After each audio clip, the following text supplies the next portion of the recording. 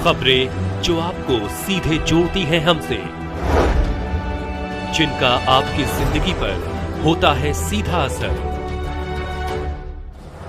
खबरों की वही तस्वीर, बिना बदले बिना डरे, जज्बा सच का लिए, सच दिखाते हैं। 50 लोकसभा कौशाम्बी से सपा उम्मीदवार पुष्पेंद्र सरोज जी का आज जगह जगह नुक्कड़ सभा शुक्लपुर ढेरवा में मौजूद रहे समाजवादी के अनेकों कार्यकर्ता। पुष्पेंद्र ने दिखाया अपना झंझसैलाब दमखम। उन्होंने भाजपा प्रत्याशी कौशाम्बी सांसद विनोद सोनकर पर किए तीखे प्रहार। अब देखना ये दिलचस्प होगा, क्या इस बार समाजवादी पार्टी बाजी मार पाएगी या पहले की तरह प्रहार ही करती रहेगी। प्रतापगढ़ से ब्यूरो चीफ पंकज यादव की रिपोर्ट। एक सवाल यहाँ की जनता का एक सवाल है, मैं आपसे एक सवाल ये करना चाहता हूँ कि जिस तरह से आपने राजनीति में डेब्यू किया है, तो जनता ये जानना चाहती है आपकी क्वालिफिकेशन क्या, आप युवाओं के लिए क्या करना चाहते हैं। देखिए, मेरी क्वालिफिकेशन अकाउंटिंग एंड मैनेजमेंट से बनकर आया फिर मैं यूनिवर्सिटी ऑफ लंदन से जनता के लिए और जनता के बीच में मैं आया हूँ, जनता की समस्याओं को लेकर के और बदलाव को लेकर के। और जो मौजूदा सांसद जी ने जनता का अपमान किया है, सुनवाई नहीं की है, उन समस्याओं को लेकर के और मान सम्मान को लेकर के जनता बदलाव की ओर बढ़ रही है। तो क्या लग रहा है कौशाम्बी में इस बार बदलाव होगा? देखिए, आप जनता का हुजूम देख लीजिए मेरे साथ। मैंने लोगों को बुलाया नहीं है, जनता खुद उमड़ी है। जिस तरीके से मौजूदा सांसद जी के खिलाफ एक विद्रोह है, जिस तरीके से उन्होंने लोगों का सम्मान नहीं किया है, अपमान ऊपर से किया है, तो इस बार जनता चुनाव लड़ रही है। मैं बार बार बोल रहा हूँ, जनता ही बदलाव करेगी। जैसे पिछले इलेक्शन में देखा जाए तो 37 से 38 हजार वोटों से जो है तो सोनकर जी आगे निकले हुए थे, आपके पिताजी पीछे रह गए थे। तो ये 37-38 हजार वोट आप किस तरह से कवर करना चाहेंगे? देखिए, 37 से 38 हजार वोट बेरोजगारी, महंगाई जी और मान सम्मान ने कवर कर दिया है। जी। मेरे हिसाब से 1.5 लाख वोट और ऊपर हम चले गए हैं, जिस तरीके से जनता हमारे साथ उमड़ी है। चलिए सर, बस एक सवाल आखिरी सवाल। एक चीज ये मैं पूछना चाहूंगा, जिस तरह से यहाँ पर आप देख सकते हैं कैंडिडेट सिर्फ 2 ही सामने आ रहे हैं, राजा भैया की खामोशी कहीं न कहीं तूफान पैदा कर सकती है क्या?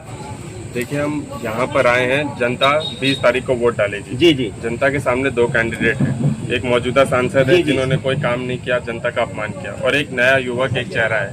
तो जनता जिस तरीके से मेरे को अपना रही है, दिल खुल के हमसे मिल रही है, और एक युवा सांसद को मैं भरोसे के साथ कह सकता हूँ जनता संसद भवन में भी। राजा भैया की खामोशी क्या साबित करना चाह रही है, आप इस पे कुछ रोशनी डालिए। जिस तरह से राजा भैया खामोश हैं, क्या ये तूफान का रुख ले सकती है? देखिए, मेरा मुकाबला यहाँ से भाजपा उम्मीदवार से है। जी ठीक है, भाजपा उम्मीदवार मेरे सामने खड़े हैं, उन्होंने जनता का अपमान किया है, उन्होंने जनता की समस्या नहीं सुनी है, इसलिए जनता बदलाव कर रही है। हम जनता के बीच में जा रहे हैं, उन्हीं के मुद्दों को लेकर के और बदलाव कर रहे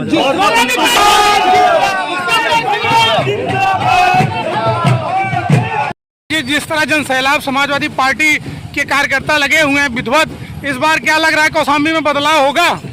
पहली बात तो आपको बहुत बहुत धन्यवाद, आपका आभार, हमें आपने बोलने का मौका दिया।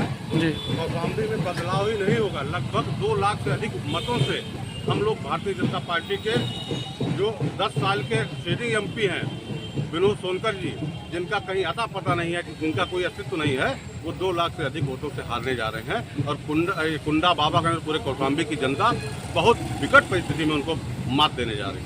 अच्छा, तो सांसद जी का कहना है कि इस बार जो है भाजपा 400 पार कर रही है, क्या कहेंगे इस पे? 400 पार नहीं, 4 पार हो जाएं, 40 पार हो जाएं, यही उनके लिए बड़ी बात है।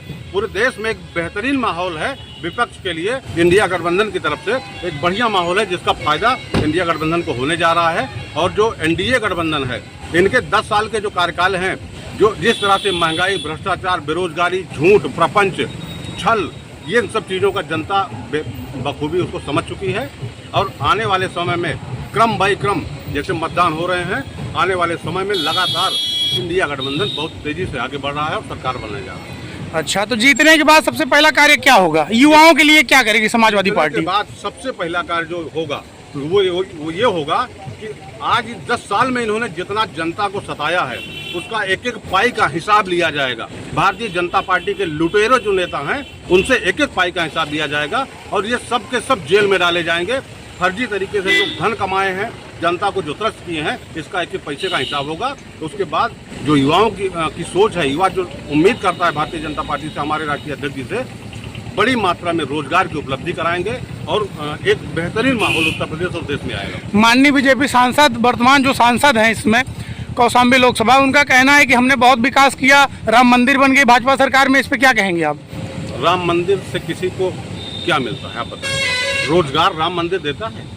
राम मंदिर इनका एक भ्रम है, लोगों को बेवकूफ बनाने का एक तरीका है। राम हर घर में बसते हैं, हर आत्मा में बसते हैं, मंदिर बना के देने से इनका कुछ होने वाला नहीं है। उन्होंने कहा कि जिस तरह जो है किसान गरीब जो हैं उनको पीएम किसान सम्मान निधि हर घर में 2-2 हजार मुहैया कराया जा रहा है। 2000 रुपया दे करके 20,000 का गेहूँ चरवा ले रहे हैं, इससे बेहतर क्या हो सकता है?